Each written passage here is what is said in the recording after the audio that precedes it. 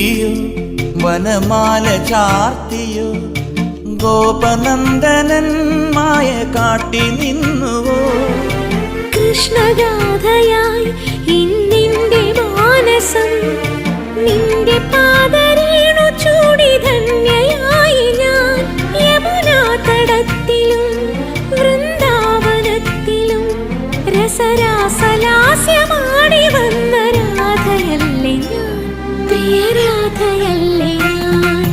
കണ്ടു ഞാൻ കണ്ണനെ കായാമ്പൂവർണ്ണനെ ഗുരുവായൂരമ്പല നടയിൽ